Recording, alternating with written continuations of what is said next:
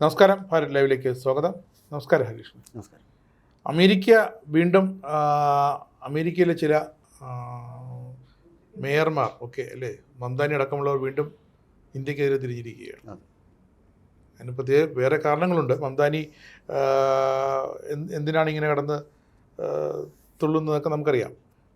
അമേരിക്കയിലൊരു പാകിസ്ഥാനെ നിയന്ത്രിക്കുന്ന ഒരു കമ്മീഷനുണ്ട്, അറിയാമല്ലോ. നമ്മുടെ ഇടയ്ക്ക് USCIRF പറഞ്ഞിട്ട്, അതായത് US-ൻ്റെ commission for internal religious freedom, അതായത് അതിനകത്തുള്ള അമേരിക്കക്കകത്തെ ഈ മതപരമായ സ്വാതന്ത്ര്യത്തിന് വേണ്ടിയുള്ള കമ്മീഷൻ പാകിസ്ഥാനിയാണ് അല്ലേ.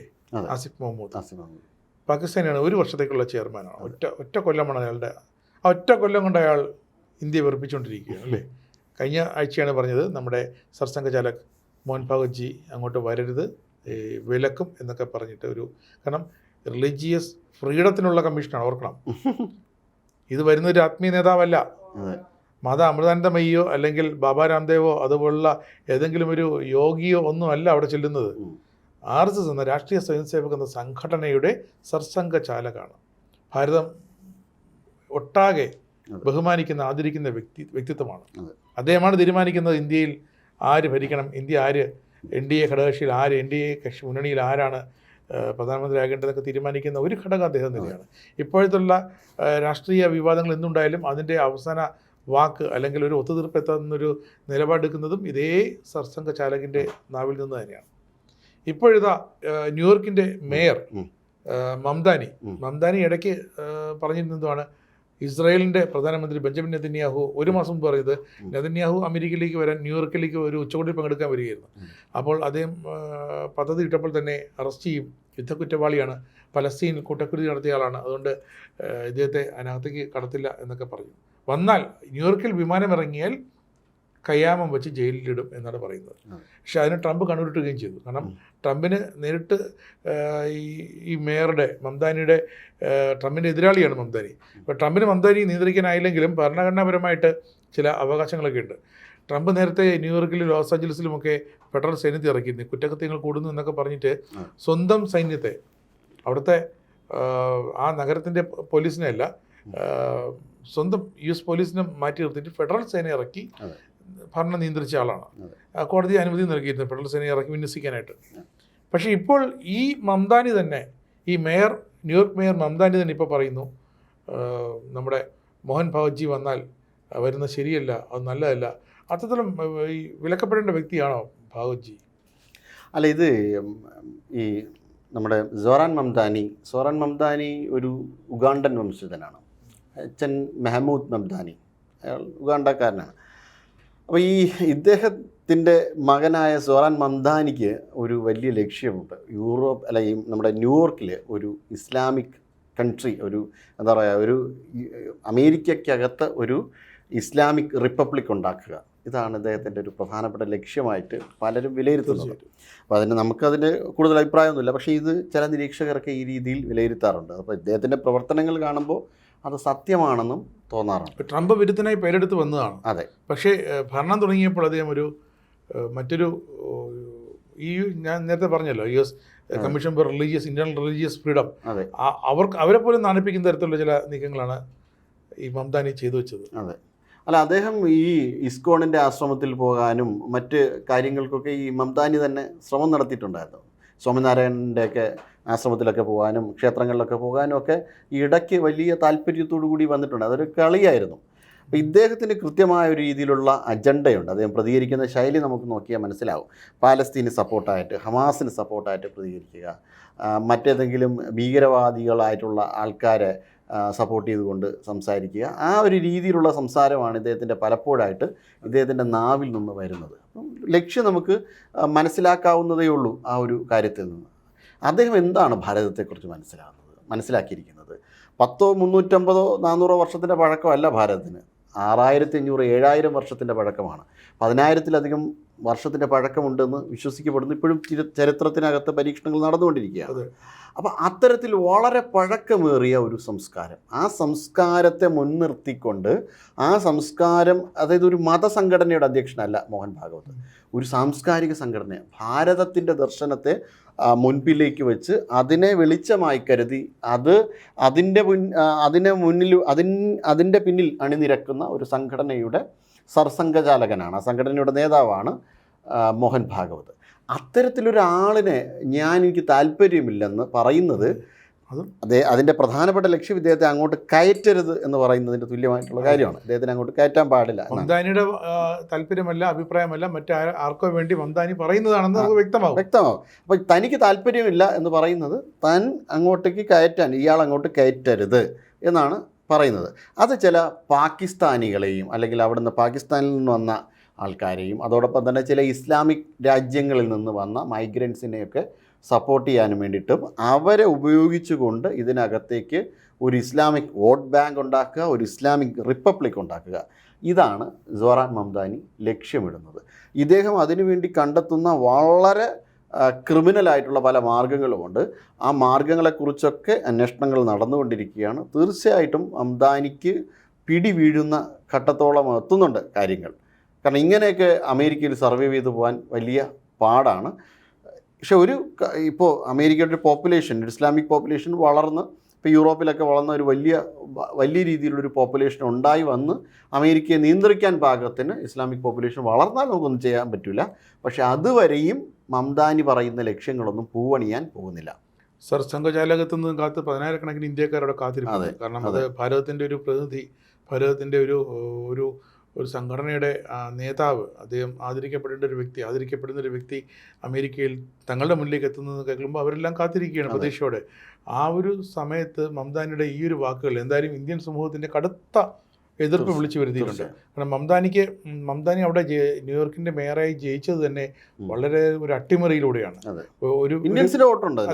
ഒരു ഇന്ത്യക്കാരുടെ ബഹുഭൂരിപക്ഷം ഇന്ത്യക്കാരും വോട്ട് ചെയ്യുന്നുള്ളത് വളരെ വ്യക്തമാണ്. ഒരു അട്ടിമറി, ട്രംപിനെതിരായ വിധിയെഴുത്തായിരുന്നു ആ ഇടക്കാല തിരഞ്ഞെടുപ്പിൽ നടന്നത്. അപ്പോൾ ഈ മംദാനി വിചാരിക്കുന്ന പോലെ കാര്യങ്ങൾ നീങ്ങുമോ? കാരണം മംദാനിക്ക് അങ്ങനെ ഒരു ഭാരതം എന്ന അമേരിക്കയുടെ സുഹൃത്ത് വലയത്തിലുള്ള ഒരു രാഷ്ട്രത്തിൻ്റെ ഒരു പ്രതിനിധി അങ്ങോട്ടേക്ക് വരുമ്പോൾ, അതും VIP സെക്യൂരിറ്റി സുരക്ഷയൊക്കെ ഏർപ്പാടാക്കേണ്ട ഒരു വ്യക്തിയാണ്. സാധാരണ ഒരു പാസഞ്ചർ അല്ല അവിടെ ചെന്നിറങ്ങുന്നത്, ഒരു വിമാനയാത്രക്കാരനായല്ല സർസംഘചാലകൻ ചെന്നിറങ്ങുന്നത്. അവിടെ അദ്ദേഹം അതീവ സുരക്ഷാ വലയത്തിൽ തന്നെയാകും അവിടെ ഉണ്ടാവുക. അപ്പോൾ അത്തരമൊരു വ്യക്തി അമേരിക്കയിൽ എത്തുന്നത് ഈ ഇന്ത്യക്കാരുടെ ഇടയിൽ അല്ലെങ്കിൽ അമേരിക്കൻസിനിടയിൽ എന്തെങ്കിലും ഒരു ചലനം ഉണ്ടാക്കുമോ എന്ന് ഭയന്നിട്ടാകുമല്ലേ ഈ മംദാനിയുടെ ഈ ഒരു വെകിളി പിടിച്ച നീക്കങ്ങൾ?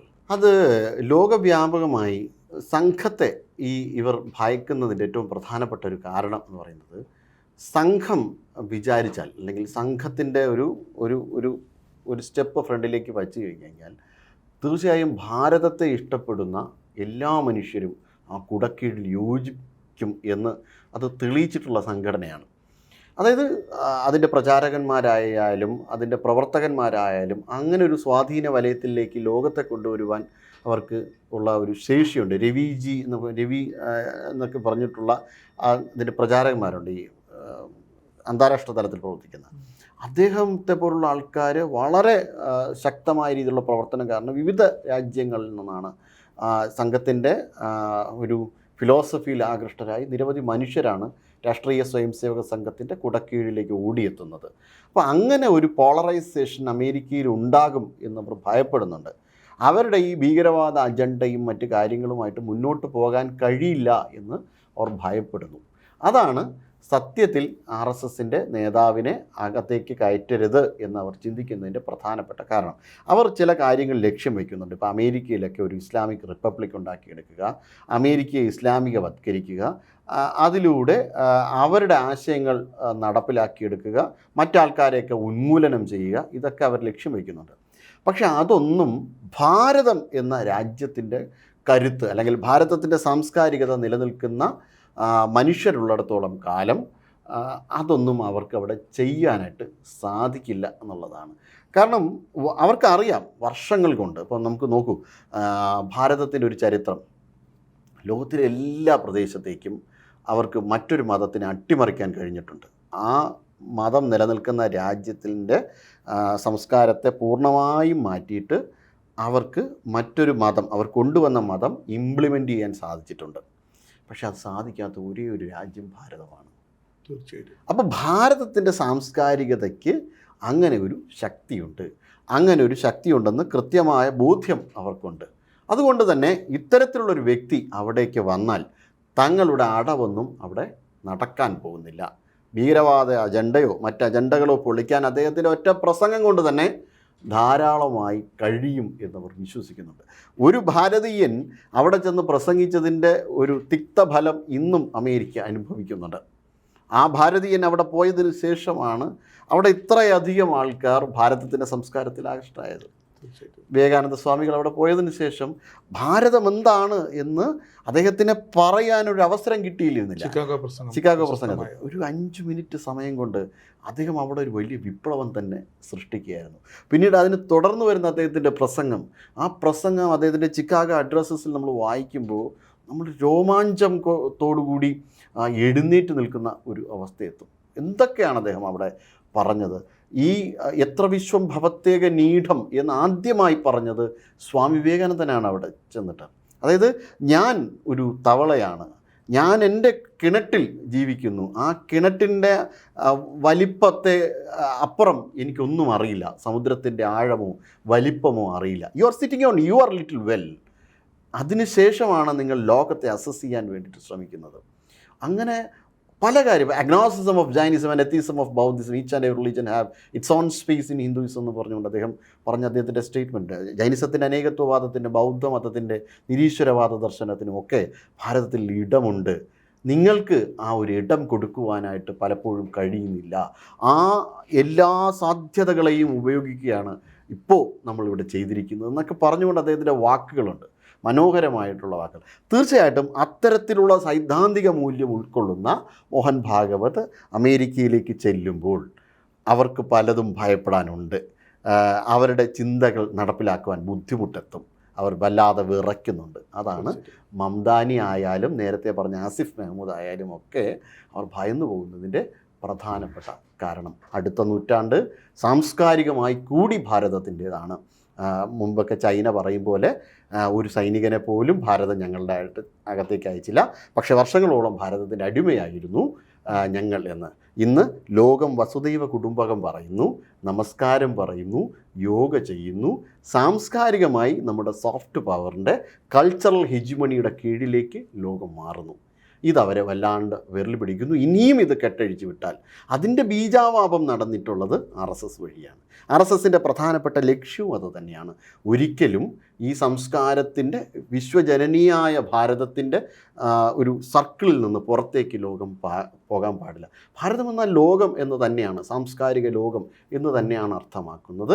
അതിർത്തികൾക്കപ്പുറം ഭൗമശാസ്ത്രപരമായ അതിരുകൾക്കെല്ലാം അപ്പുറം ഭാരതം എന്നത് ലോകമായി മാറുന്ന ഒരു ദർശനത്തിലേക്ക് എത്തും. എത്ര വിശ്വം ഭവത്തേക നീടമെന്നും വസുദൈവ കുടുംബകം എന്നൊക്കെ പറയുന്ന ആ ദർശനത്തിലേക്ക് ഇവർ എത്തിപ്പെട്ടാൽ പിന്നെ ഒരു കാരണവശാലും ഒരു ഭീകരവാദ ആശയത്തിനും നിലനിൽക്കാൻ കഴിയില്ല എന്നവർക്കറിയാം. അതാണ് എൻ്റെ പ്രശ്നം. എന്തായാലും സർസംഘചാലക് മോഹൻ ഭാഗവത്ജി US എത്തുമ്പോൾ അവിടെ നമുക്കും ഭാരതത്തിനും പ്രതീക്ഷിക്കാവുന്ന ചില സംഭവ പരമ്പരകൾ തന്നെ അരങ്ങേറുമെന്നതിൽ ഒരു സംശയമില്ല. അതുതന്നെയാണ് മംദാനിയും ഡീപ് സ്റ്റേറ്റും ഒക്കെ RSS എന്ന സംഘടനയും മോഹൻ ഭാഗവത്ജിയൊക്കെ ഭയക്കുന്നതും. എന്തായാലും കാത്തിരുന്ന് കാണാം.